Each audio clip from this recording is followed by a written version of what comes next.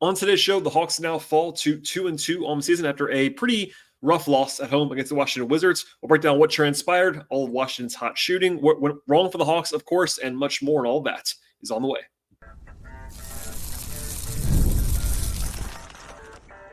You are Locked On Hawks, your daily Atlanta Hawks podcast.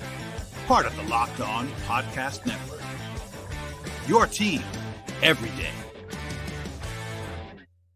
Hello, friends. Welcome to episode 1833 of the Locked On Hawks podcast.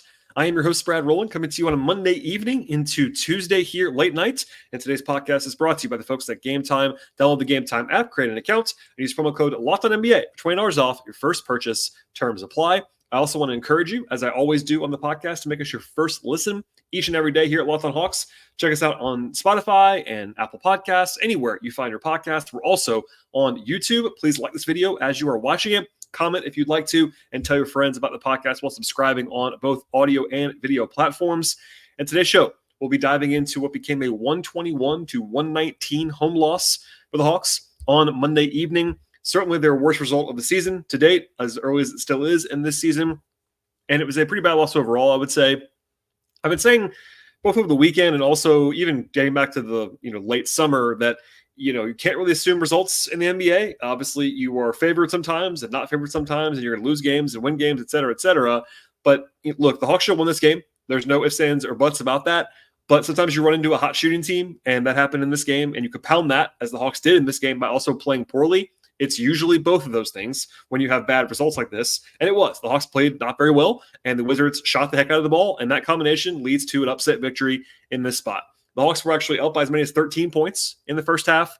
They had a very, very rough third quarter, and then they kind of got down actually by 10 points with like 5 minutes to go, and the Hawks nearly pulled off what was not necessarily a miracle, but a big-time comeback win, had a shot in the air to potentially win it at the buzzer. It didn't go in, and beyond that, we'll get into the injury issues. The Hawks are extremely shorthanded, especially when you account for it still being October. They are down like half the rotation right now. And we'll get into this as well, but a career-high scoring night for Jalen Johnson, who bounced back. That was by far the biggest positive of this game was Jalen Johnson's performance. But Trae Young was struggling badly in this one. The Hawks only have one playmaker right now, and that's been certainly a problem. So a lot to get to. Another injury during the game with Vit Krejci, so lots of boxes to check. But broadly speaking, I just have to say this at the top. It was not a good result for the Hawks. It's a bad loss.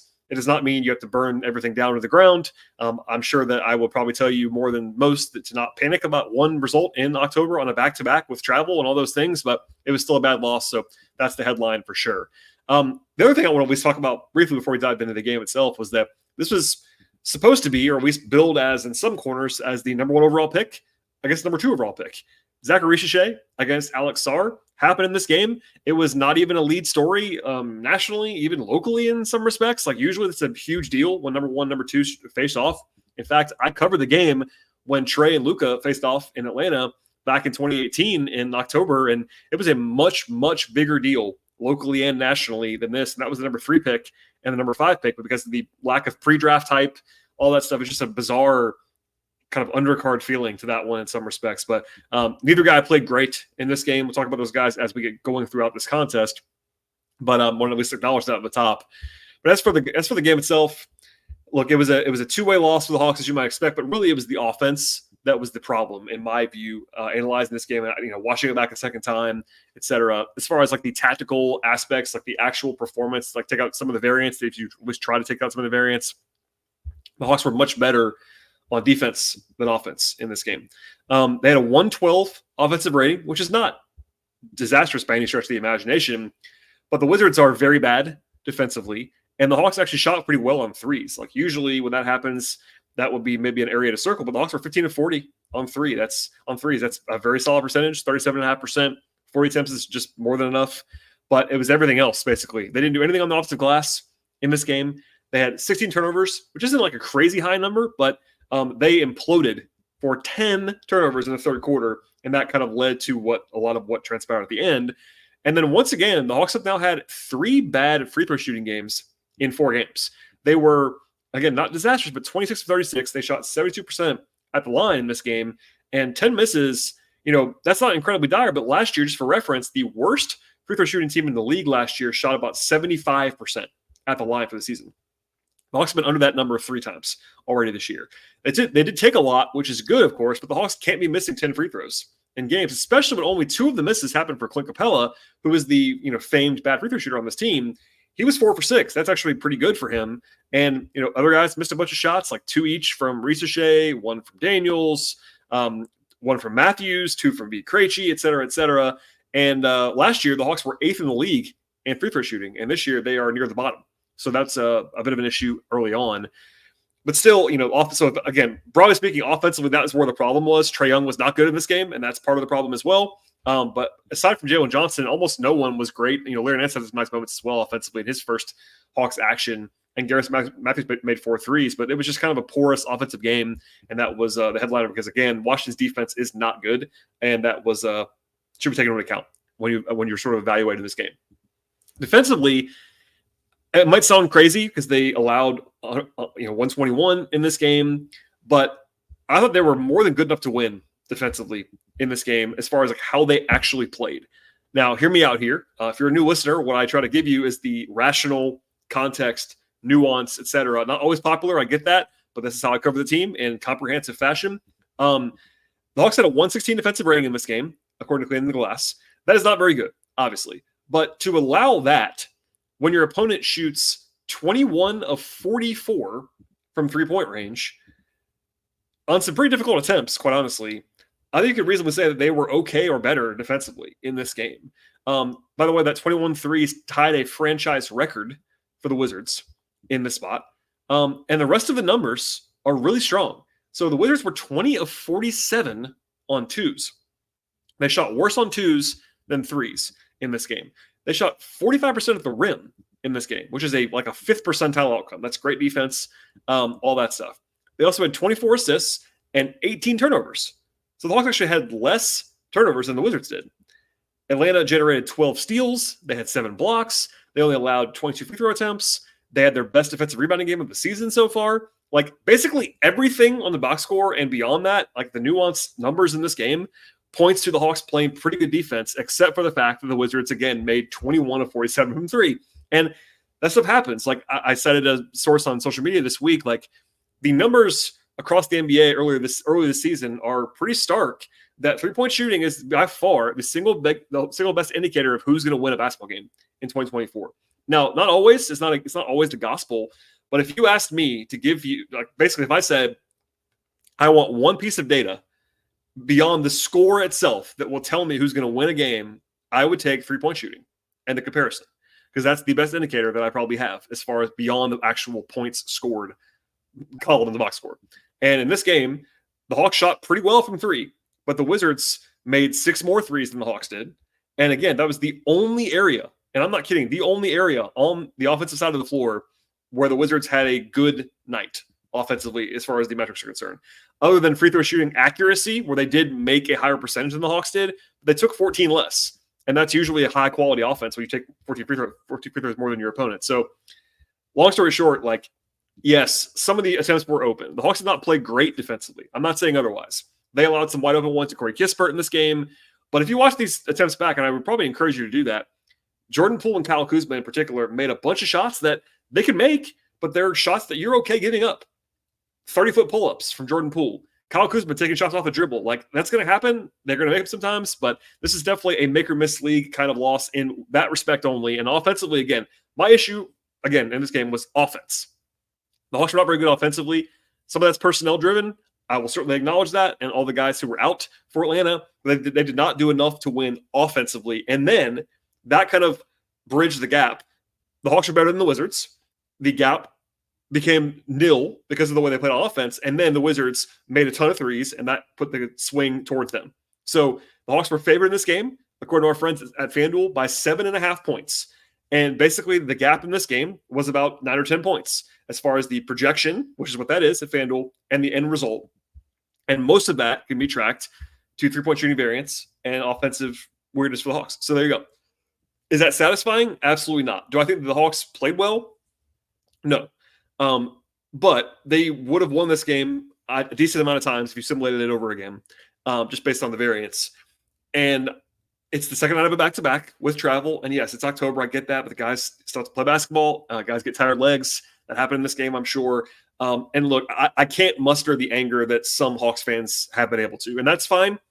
Maybe it's because I try to warn people like, yes, I know the schedule was favorable early in the season. People were just like penciling in or writing in pen in the Hawks starting 4-1. And if you do the math, like even if you're a favorite in all 4 of these games they were favorites in coming into the season, you're going to probably lose one of those games. The math says that. So anyway, long story short, frustration certainly boiling over from Hawks fans. I definitely see that. They did not play well in this game. Quinn was frustrated after the game. Trae was not very good in this game. All those things that needed to happen. But it's one loss. It's not a good one. The Hawks will have worse ones, I think, later on in the season. They'll have good wins as well. But a frustrating loss for sure because you don't want to lose to the Wizards at home. I'll be the first to say that. I was talking to someone before the game that I would say is around the league and that was in the building tonight and basically was like, this is one where like last night in Oklahoma City, and I talked about it on the podcast. Please listen to that show if you missed it. But that's a loss where like you can feel okay about it. Like it got a little bit lopsided at the end, but they played okay for 3 quarters. And you could be okay in a loss against a good team on the road. But I literally said to this person before the game, there's not really going to be a way to spin a loss to the Wizards at home. And while I'm giving you the context and the nuance on purpose, the Hawks did do some things well in this game. There were some positives, but in the end, it's a negative result, and you can't really wave that away necessarily because it was a home loss to a bad team in the Wizards. And for many people, that's as far as they'll get, and I totally understand that in this spot. All right, more to come on the podcast today, including the injury stuff, because there's a lot to get to there, how this game unfolded, and also my player-by-player evaluations in this game and more. But first, though, a word from our partners on the podcast. Today's show is brought to you by Gametime, and this podcast is about basketball, of course, but if you've ever seen a hockey game live, you don't have to have me tell you this, but it's awesome, and it brings a sensory experience to the table. At Gametime, you get tickets for all kinds of sporting events, from hockey, of course, to basketball, to football, to baseball, etc., plus tickets for all kinds of other events like music and comedy and theater. They also have a new feature called Gametime Picks that makes getting tickets even easier and better for you to see your favorite teams play live. They filter out all the stuff that you actually don't want and only show you the incredible deals. On great seats, there's no time wasting searches for thousands of tickets that you actually don't want. For example, there are also deals right now for the Hawks game on Friday against the Kings at home, including a pair of tickets that are available right now for $28 each on Gametime, including fees. That's an awesome deal, of course, on a Friday night in Atlanta, and there's more of that happening all the time. I love that feature. You actually turn it on to have all-in pricing, and that basically if you had that that toggled on, at the end of the process, there's no prize fees. You just kind of know what you're going to pay before you get to the end of the checkout process. Plus, they have the lowest possible price guaranteed at Gametime. Take all the guesswork out of buying tickets with Gametime. Download the Gametime app right now, create an account, and use the code It's Locked On NBA for $20 off your first purchase. Terms apply. Again, create that account at Gametime and use that code It's Locked On NBA for $20 off your first purchase. Terms apply. Download the Gametime app today. What time is it? It's game time. So I didn't want to lead with the injury updates, but it's a good time to go ahead and do that now. I referred to that a little bit early in the sports segment of this podcast, but the Hawks were essentially playing without 3 of their top 7 players and then also a 4th of their top 9 or 10 guys.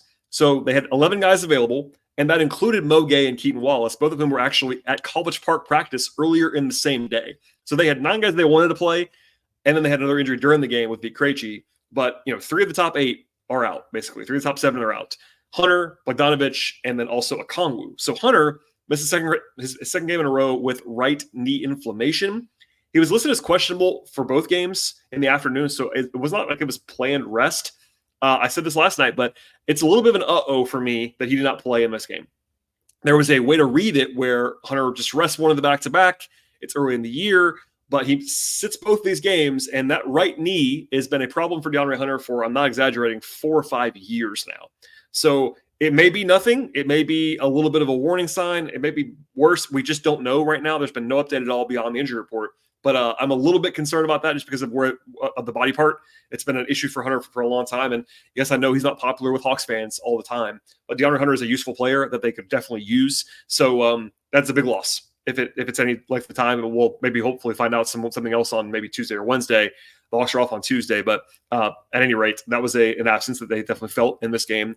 Bogey's still out as well. 2 games with the hamstring. That's all we know. Nothing else further to report. It's not as worrisome on paper as the knee, but we don't know much more about that. And then Okongwu was actually out with injury management of his toe. That's the way the Hawks actually listed that. I asked Quinn Snyder about that listing in pregame. He pointed to the training staff and the performance staff kind of making the call in tandem with Okongwu as to not why he didn't play here. It seems like it's just a management thing. Maybe it's the back-to-back. He missed, of course, most of training camp. If you don't remember that, he was out basically all the way to the very, very end of the exhibition slate. But if he's on the injury report on Wednesday, I'd be a little bit worried about this. If he's not, it's just a management situation. But the Hawks are not always forthcoming. In fact, they very rarely are forthcoming. But so we'll see on that. He looked good when he has been playing with the toe, but TBD on that. But long story short, they were without those three guys plus Bufkin, and the Bufkin thing with the backup point guard spot, as I'll probably touch on that a little bit more later on this week in depth. But that's a question that everyone's asking, and I get why, but that it's a problem behind Trae Young. And it was not, obviously it was not going to be a huge strength at any point this year probably, but losing Bufkin, Bogdanovich, and now Krejci in the first 4 games is the perfect storm for that spot. Obviously knock on wood for Trae, but everything else, tough sledding. I mentioned before, but the Hawks were favored in this game despite all that because the Wizards are not very good, but they were still without a lot of bodies, and that kind of showed throughout this game. Early on, it was pretty stark to me that the Wizards started this game with 2 bigs, and the Hawks in the first 3 games this season basically saw 0 lineups that had 2 bigs, and they're probably better suited to that with Capella in particular. Capella ended up being in this game +6 in a 2-point loss. I thought he played well. But part of this is that he was playing against a more familiar opponent. He did a good job against Valanciunas for the Wizards. Later on, we'll get to this. They actually changed their lineup in the second half. But the Hawks opened this game 13-2. So that makes it even more frustrating that the Hawks lost this game because they're up by 11 out of the gate. It seems like it's going to be smooth sailing. Trae Young, who had a bad game here, opened the game with 6 points and 3 assists in the first 3 minutes of the game.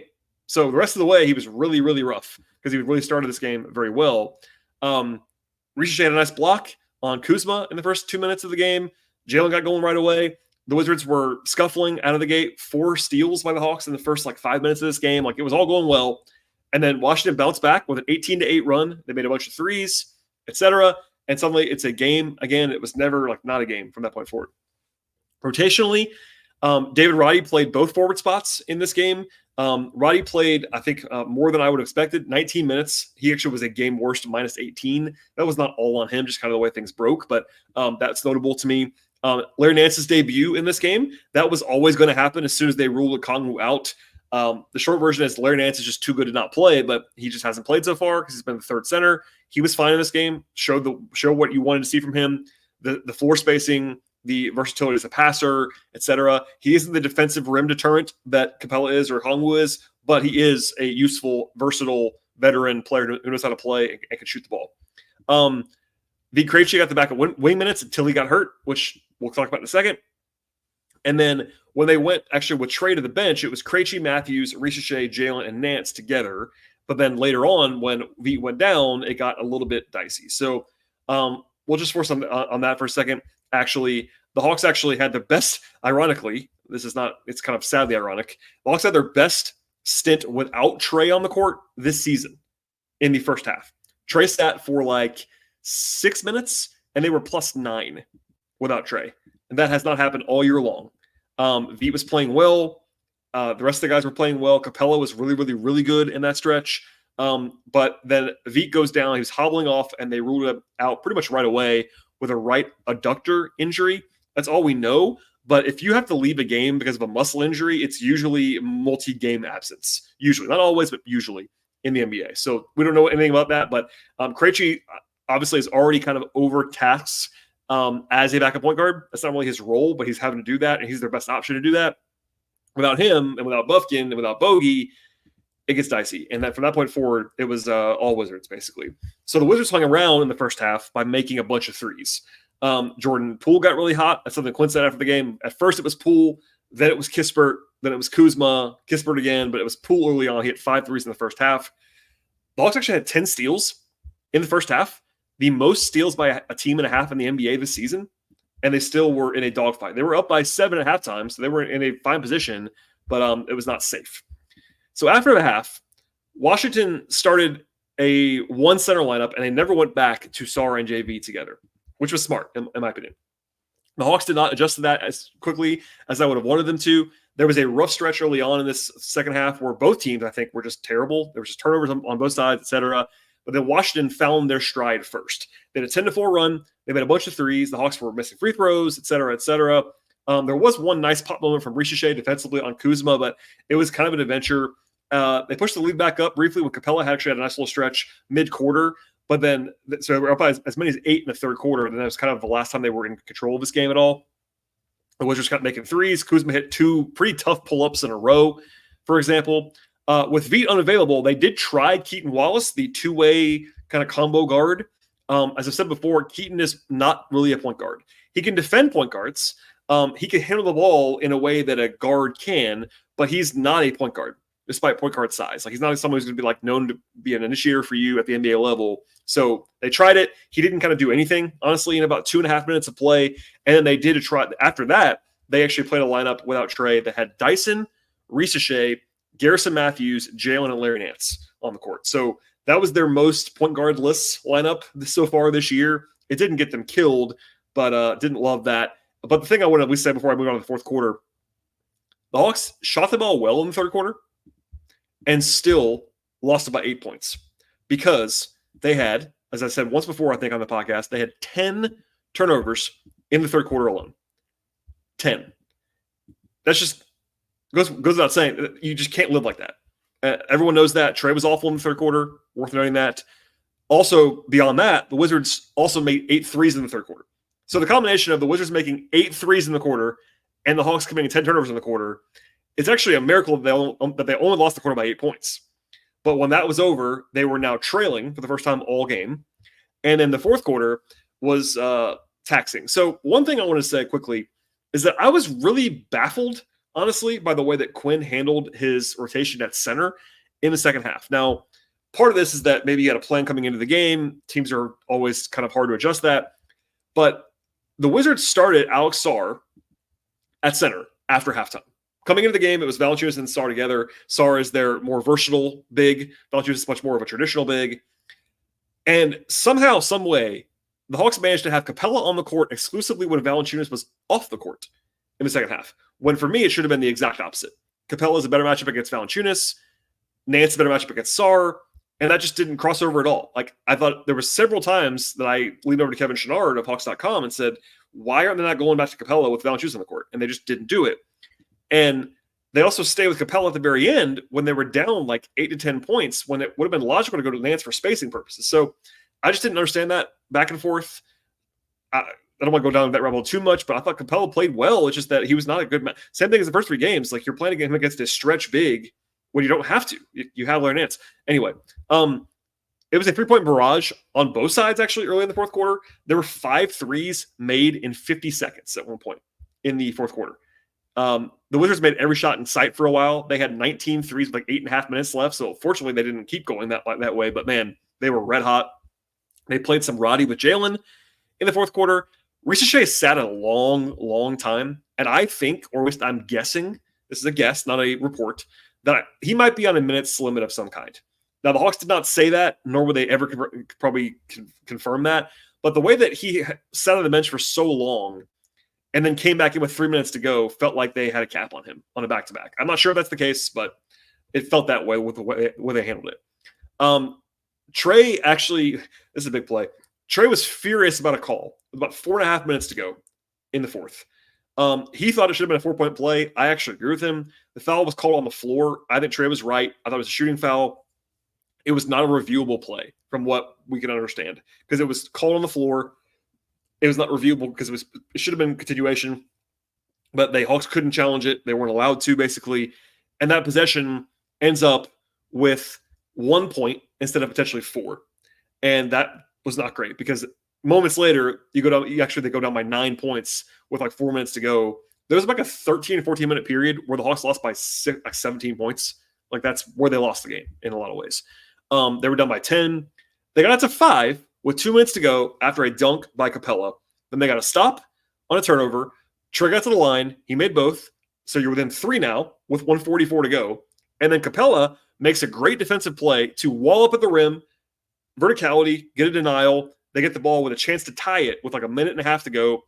And Risacher, who had just come back in the game after a long break, misses a corner 3 really badly, honestly, on the left side. Then Jalen gets the rebound.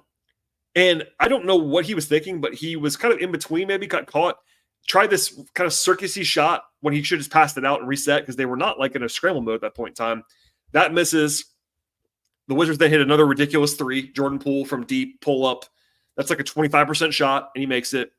And suddenly it's 6 again. And the Hawks probably are in deep trouble. But then even then, so that's their first failed comeback attempt.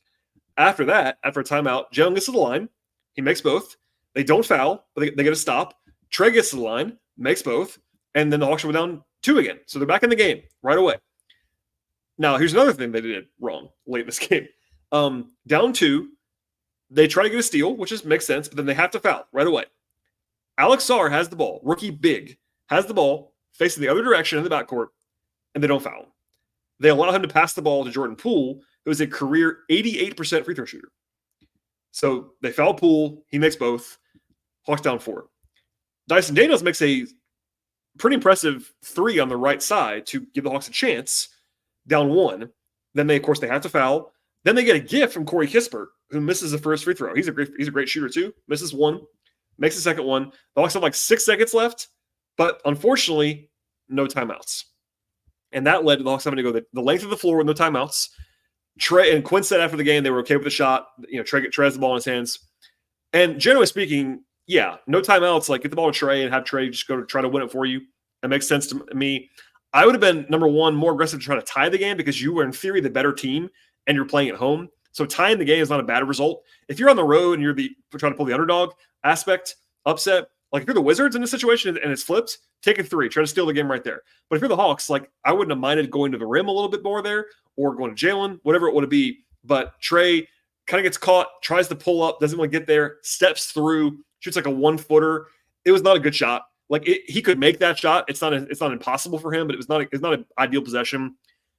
The fundamental problem is that you didn't have a timeout, and like I know you have a lot of time, quote unquote, but you really didn't to go full court. So you don't have time to like pivot or anything like that. So long story short, it was not a great way to end this game. The Hawks, to their credit, did battle all the way through. They had a couple of false starts, as I talked about with the comeback attempts. But the real issue, one more time, beyond the Wizards 3-point shooting, which again was probably the number one factor in this game, there was a stretch from like the middle of the third quarter to the middle of the fourth quarter where they lost a quarter basically length by 15, 16 points. And like that can't happen against the Wizards. So that's where you lost the game. Turnovers in the third quarter, shooting by the Wizards, etc.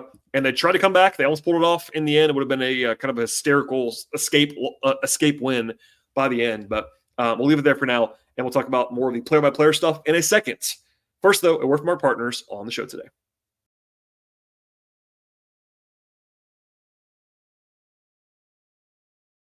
All right, we'll dive in now to the player-by-player stuff in this contest. 10 guys ended up playing. Only 9 of them played real minutes. Keaton Wallace played 2 minutes, as I said before. He actually managed to not do a single thing in the box score. 0s across the board and -2 in that time span. One thing I'll just say briefly, and we'll talk about it more probably tomorrow, is that it's kind of tough right now if you have Keaton Wallace on your team and you don't want to play him, because if he's not playing now, he's never going to play for you. So we'll see if he plays on Wednesday. If they don't have Veet, which they probably won't, if I had to guess. But, there's an argument to be made. Maybe you move on from Keaton in some way and get more of a point guard in there. But for now, he didn't play enough to do much of anything. Veet played 10 minutes, looked pretty good, had 7 points and a steal, made one of 2 from 3, did miss 2 free throws, which is not great, but he played pretty well before he left. Again, adductor strain, or adductor injury. He didn't say strain, but it looked like a strain to me. Garrison Matthews played 24 minutes, hit 4 threes. That's his job. 14 points, 2 assists. Garrison was praised by Quinn after the game. He's doing his job. He's a specialist. He is. Defensively, he's been a little bit overmatched so far this year, but he keeps getting up threes and making them. That's all you can really ask him to do. So I thought he played just fine, +5 in his minutes. David Roddy was actually -18 in 19 minutes. I don't think that's his fault necessarily. It was exclusively. They were just mostly without Jalen, and that didn't go very well. 9 points, 6 rebounds, 2 assists, a steal and a block for Roddy. He was efficient as a scorer. Like, I don't think he was bad. I think his defense is a little bit sketchy for sure, but offensively, he's a skilled guy. You can actually run some offense for it. He's a very skilled player, but he was just kind of okay. Nance Jr.'s debut for the Hawks went pretty well, I thought. 15 points for Larry in 23 minutes, 3 rebounds, 4 assists, 2 steals and a block. Made 3 threes. His career high is 4. Like, he was bombing away. Like, he looked good to me. Defensively, he does not have the same kind of wall-off ability as the other 2 centers, but certainly he's versatile. He knows how to play. Not a great rebounder, but certainly can do his job there. So I like Larry Nance. He's a really good player. He's overqualified for the role, et cetera, et cetera, et cetera. To the starters. Risacher, weird game. So he was a game best plus 14, which is not really on him either. So as I kind of always say, single game plus minus can be indicative. It also could not mean anything at all. Like it's not a huge tell-all all the time. Risacher was fine in this game, I thought, actually. People were, I think, too low on him because he didn't shoot well. He was one away from the floor. He did a lot of things well. He had 2 steals. He had 2 blocks. He had 3 assists. Sorry, he had assists, 3 rebounds. He played good defense, I thought. It's just offensively a little bit sketchy, but defensively he was really good. Plus 14 is not really like on him. Did have 5 fouls. He'll have better days ahead. He's still a rookie. It is what it is. Like him versus Sarr was about all 2 guys who did not play very well in this game in different aspects. I think Risacher, both guys are further ahead defensively than offensively. I think Risacher is a lot more valuable offensively than Sarr is right now, and Sarr is defensively is pretty impressive actually for a rookie. But anyway, it was not exactly billed at a high level. Risacher was better than the shooting numbers indicated in this game. Is all I'll say. Dyson Daniels was fine. 11 points, 3 rebounds, had 3 steals, had an assist, hit the big 3 late. Offensively, it was not great for Dyson. He's a limited player there. Even as much as I sung his praises, he is a limited offensive player. That was evident at times in this game. The lack of spacing, I would say, or with dynamic spacing without Bogey is certainly out there. And, throwing Hunter is one of the better shooters as well. Those are real absences for the Hawks right now. You feel that sometimes. But I thought Dyson was making winning plays out there. Clint Capella, 16 points, 4 rebounds, 2 assists, a steal, and a block for Clint. He was 6 of 6 from the field in this game. No missed bunnies. Got to the line 6 times, made 4 of them. That's totally fine. I thought Clint played pretty well, honestly.